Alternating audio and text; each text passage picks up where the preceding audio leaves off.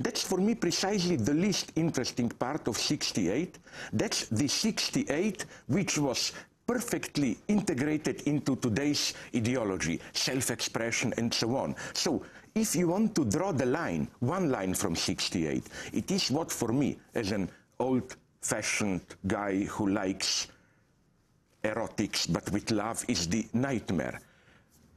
Today's legacy of that 68 is alive in, you know, they have in California and now it's spreading to Europe a terrible thing called masturbaton.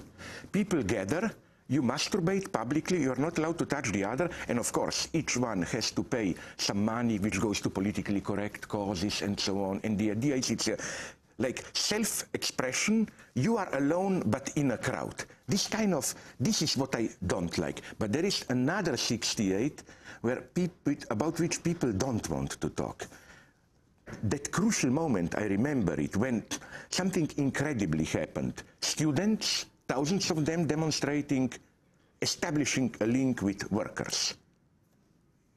People tend to forget that France was in a general strike, that this wasn't just a student demonstration. Everybody would have swallowed that. So that legacy of 68 is worth saving. So it's not simple nostalgia. If we indulge in simple nostalgia for 68, it means sexual revolution and all that. So I would tell to those guys, go to masturbaton, leave me alone. No?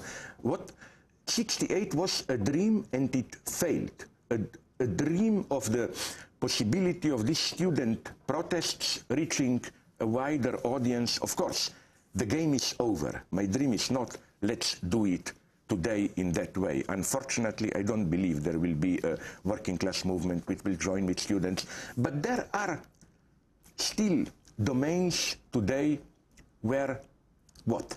Let me ask you briefly, answer you briefly. What's the serious question today? I mean, it's fashionable to make fun of Fukuyama, no? Oh, that idiot who thought history is over. But aren't we all today de facto, even the leftists, what would be the adverb? Fukuyamaists. Basically, we believe, nobody asks the question, will capitalism stay, will state stay? We basically accept the frame. Liberal democracy, as you know, in the old days we were saying we want socialism with a human face. Today's left effectively offers global capitalism with a human face, more tolerance, more rights, and so on. So the question is this enough or not? Here I remain a Marxist. I think not. I see a series of, to use this ridiculous old-fashioned term, contradictions, or I would have said antagonisms, tensions, from ecology, intellectual copyrights, new slums excluded, where I think in the long term the global capitalist system will not be able to cope with these tensions. Here is the true legacy of 68.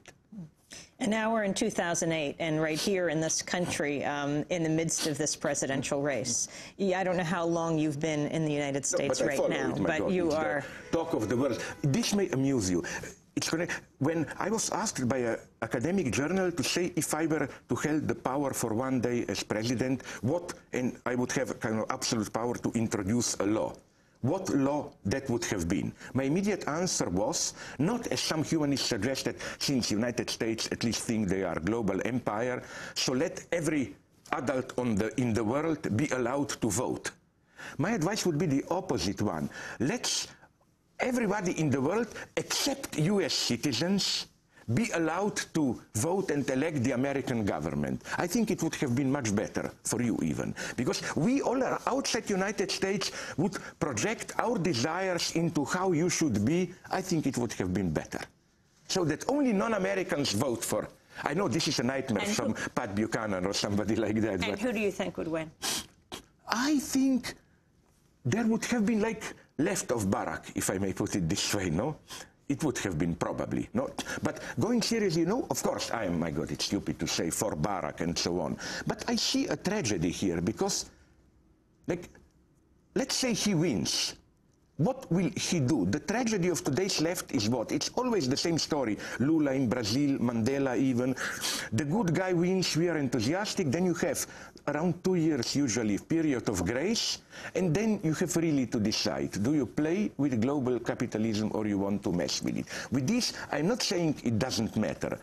Barack Obama can do things. There are many important gestures, like Guantanamo, stop with these waterboarding jokes, open relations with Cuba, recognize, this would be incredibly important, recognize the Hague International Tribunal. I will tell you from my European perspective, this was perceived in Europe as the worst, let's say, ethico-political catastrophe of the United States. First, they push for international court, then they sabotage it. People ask today, why are such crazy nationalists in Serbia? I'll tell you, I spoke with them. They told me, first, United States push, they're still, sorry, I will be very brief, putting pressure on us, deliver Milosevic, Karadzic, all the criminals to Hague. Then the same people come and sign the non-extradition treaty. So you are digging Slavoj your own Žižek, grave. I have to break right now, but we're going to continue our discussion, and we will broadcast this week, part 2. Slavoj Žižek is our guest, leading European intellectual, speaking at the CUNY Grad Center tonight, part 2 of our discussion in the next few days. This is Democracy Now! Democracy Now! Is produced by Mike Burke and Sharif Abdel-Quddus. Happy birthday to Emma Missouri, as well as Dick Forstner. Aaron Mate, Angelique Kama, Jeffrey Hagerman, Steve Martinez, Nicole Salazar, Robbie Karen, Mike DeFilippo, Miguel Noguera, Peter Curry, I'm Amy Goodman. Thanks for joining us.